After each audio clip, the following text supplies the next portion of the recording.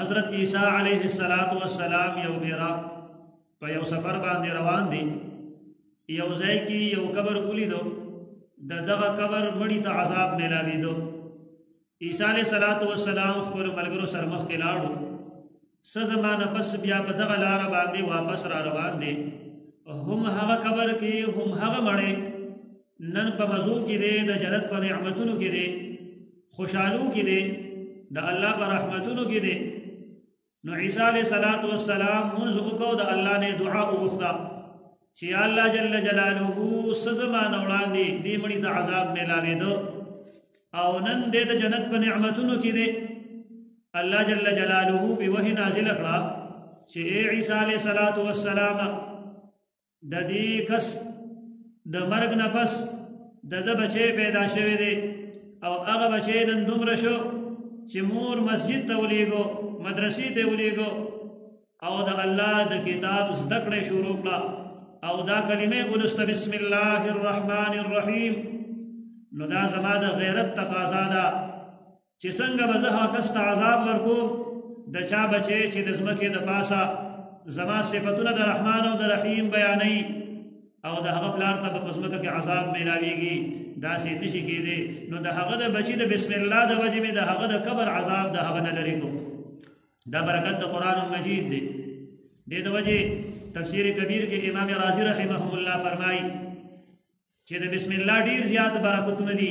په دغه برکتونو کې یو برکت دا هم دی چې موسی علیه السلام یو بیر الله جل جلاله ته سوال وکړو، عرض وکړو یا الله جل جلاله دا فرعون ستا نامنونکی دی، ستا منکر دی، ستا خبره نه مني، نو یا الله د باندې عذاب ولې نه راولي؟ الله جل جلاله وحی نازل کړه چې موسی علیه السلام ستا نظر د فرعون په فرعونیت باندې دی، ستا نظر د فرعون په نافرمانی باندې دی او ستا نظر د فرعون په دعواتو باندې دی او زما نظر د فرعون د کور په دروازه بسم الله الرحمن الرحیم کلمه لیکل شوې ده، زما نظر په هغې باندې دی. یعنې دومره لوی ظالم او جابر انسان چا چې د خدایۍ دعوه کړې وه، نو الله جل جلاله هغه ته عذاب د دې وجې نه ورکوي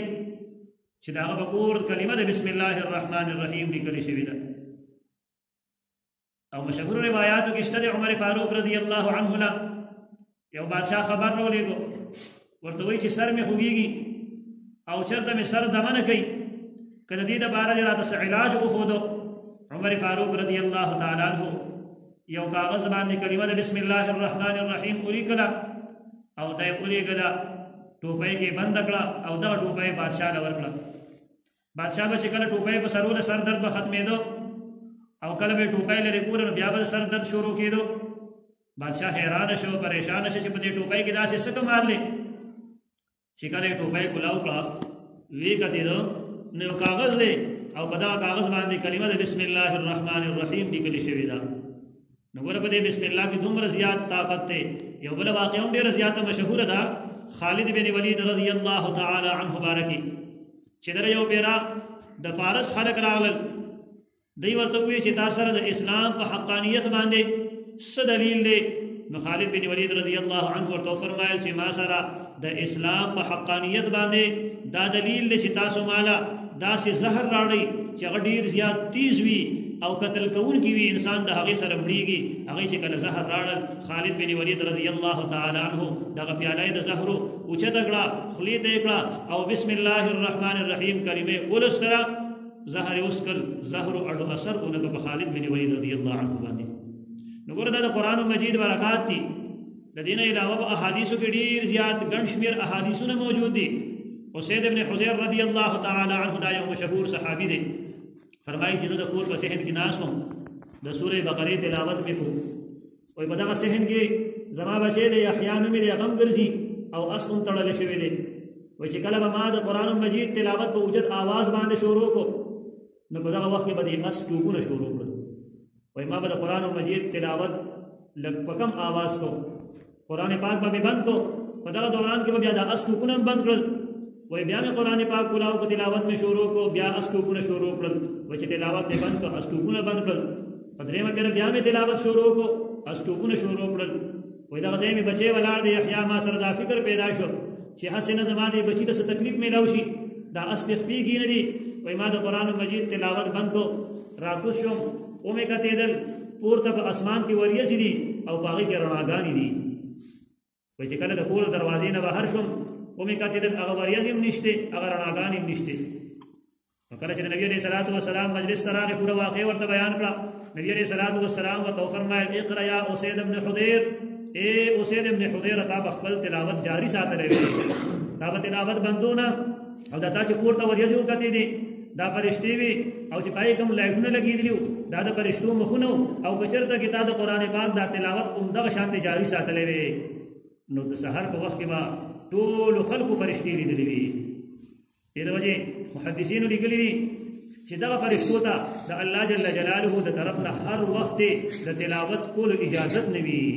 دې د وجه مشهور حدیث مبارک نبی عليه السلام فرمایي مجتمع قوم في بيت من بيوت الله يتلون كتاب الله ويتدارسون بينهم الا حفتهم الملائكه وغشيتهم الرحمه وذكرهم الله في من عنده نو باقاعده فرشتي راځي دغه مجلسونو ته چې کوم ځایونو کې د الله جل جلاله د قران پاک تلاوت کیږي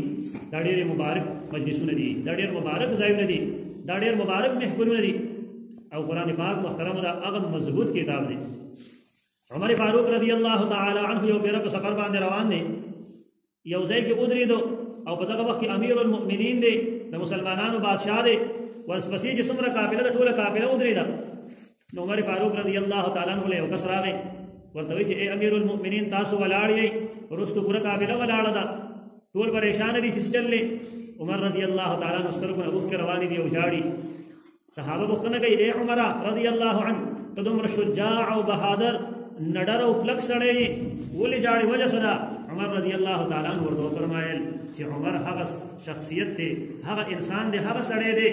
چې په دې ځای کې ما او خان سرول نو ما ته بلار خطاب وي چې اے عمر تعالی د اوخانو د سرولو چل نه درځي ته بلا د شي نو هغه عمر چې هغه د اوخانو د سرولو چل نه ورته نن چې د هغه په سینه کې قران مجید راغی نو الله جل جلاله هغه د 22 لاکھ مربوطیل بادشاہ وګرځو دا برکت هغه ته قران مجید ورکو نو به هر حال ډېر تفصیلی واقعات په قران مجید کې موږ ولولو نو وجاءهم البينات کې دا ټول راځي چې دومره کلاو دلایل په دې خلکو باندې الله جل